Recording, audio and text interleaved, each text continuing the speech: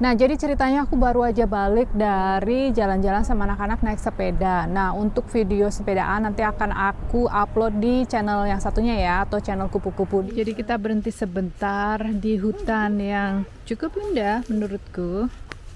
Untuk seperti biasa, kita ngecek frekuensinya. Ini pohonnya tinggi banget. It's beautiful.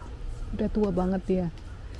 He's old guy, he's the king. Kupu-kupu. Di sini aku mau ngebahas tentang gimana sih caranya menjadi pegawai negeri atau PNS. Dulu awal-awal aku tuh berpikir kenapa sih orang pada mau jadi PNS. Setelah aku research atau aku telusuri, aku pengen tahu juga kan. Ternyata gajinya memang paling rendah ya untuk dirjen pajak nih aku lihat. Itu 1,6 atau 1,5 jutaan, tapi dia punya bonus sekitar 5 jutaan. Kemudian yang paling tinggi itu gajinya 5 jutaan, tapi bonusnya 99 juta per bulan. Sebagai orang Indonesia ya, dengan gaji segitu sih, wow, luar biasa. Anyway, halo semuanya, namaku Desi dan selamat datang di Kunci Hidup, di mana biasanya aku akan ngomong seputar the law of attraction dan juga spirituality. Nah, kali ini aku akan ngebahas gimana caranya menjadi karyawan pegawai negeri atau PNS. Cara yang aku gunakan ini kombinasi antara metafisika dan juga secara Jawa ya, atau lebih tepatnya Cipto Roso Karso. Sekarang maksudnya gimana tuh Cipto Roso Karso? Cipto itu kan apa yang kita pikirkan. Jadi kalau bisa teman-teman itu menyamakan dulu apa yang dipikirkan dengan frekuensinya pegawai negeri itu tadi. Jadi maksudku gini, gimana caranya teman-teman menyamakan value atau self-worth atau cara pandang terhadap diri sendiri dengan pekerjaan itu. Nah, jadi teman-teman harus menanyakan gini, aku sebagai karyawan PNS, perasaannya gimana? Apa ada rasa nyaman, apa ada rasa nggak nyaman, kayak nggak pede. Kalau misalnya nggak pede harus di digging ya, harus diteliti, kayak detektif itu loh.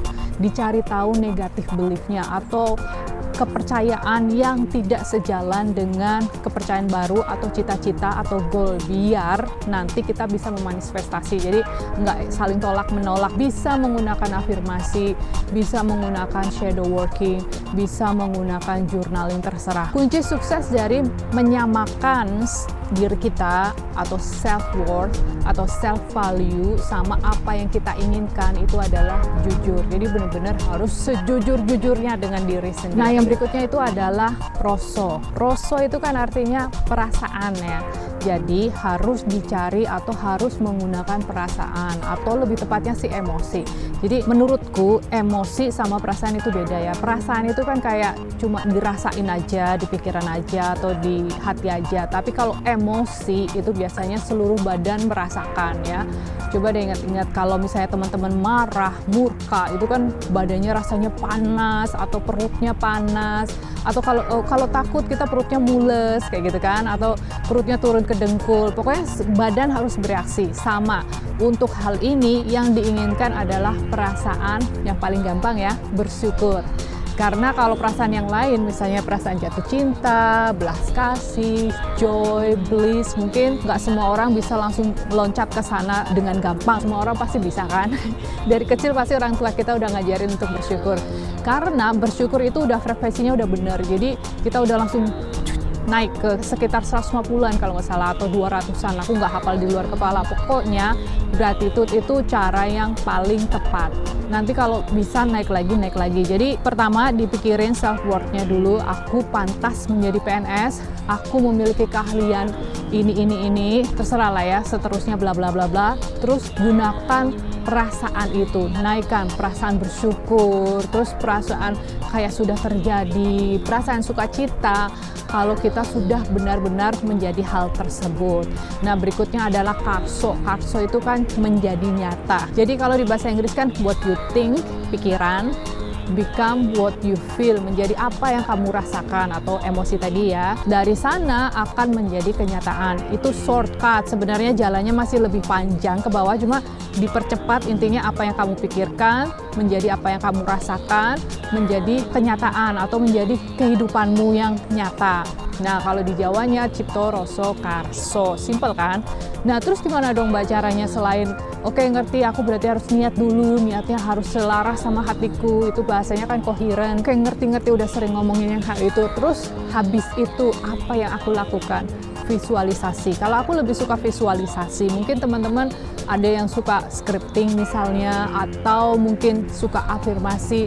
Masalahnya sama afirmasi gini, kan aku sering lihat tuh afirmasi di luar sana ya, di TikTok misalnya atau di YouTube. Menurutku itu kurang tepat dari cara ngomongnya, karena gini, satu, kalau yang ngomong bukan diri kita sendiri, itu critical mind kita itu pinter ya, jadi dia pasti akan berusaha ngeblok, kayak halu lu, halu nggak mungkin, itu kan bukan kamu, itu kan cita-citanya orang lain, itu kan afirmasinya orang lain, itu bukan kamu. Itu satu.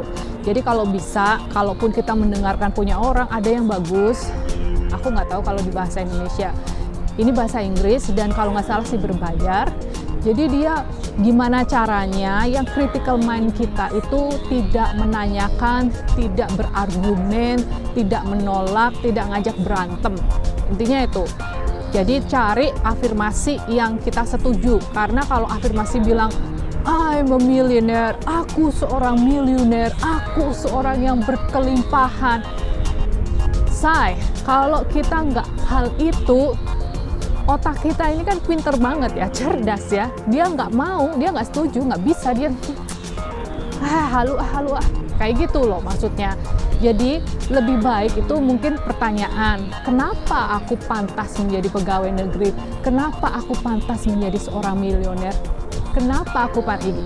Jadi kalau kita menanyakan kan nggak ada yang nggak deklarasi, nggak ngaku-ngaku, istilahnya kayak gitu. Jadi pikiran kita, conscious mind atau pikiran sadar betul itu tidak akan ngeblok, tidak akan mengganggu. Cara yang lain teman-teman bisa menggunakan HP.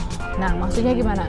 Ya udah rekam diri kita sendiri, terus bilang, aduh aku senang banget hari ini aku menerima kabar. Nah terus teman-teman tonton sendiri berkali-kali setiap sebelum tidur afirmasi yang teman bikin.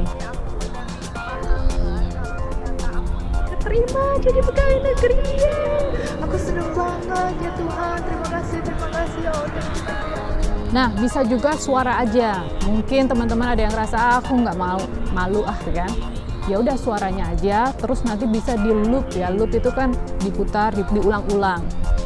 Dan itu harus suara kita sendiri. Nah, fungsi dari rekaman ini adalah supaya kita bisa masukin program baru ke alam bawah sadar kita. Jadi intinya kita melakukan itu bukan buat conscious mind ya, atau pikiran sadar betul kita, bukan, tapi untuk pikiran alam bawah sadar. Nah selanjutnya itu menggunakan simbol. Tahu nggak kalau menggunakan simbol ini lebih ampuh daripada menggunakan afirmasi, karena yaitu tadi afirmasi kadang critical mind kita itu suka ngeyel, suka nggak terima, sedangkan simbol kita tuh nggak mikir, kita ngeliat aja tapi nggak mikir, nggak ada penolakan. Nah simbol yang digunakan itu bagaimana?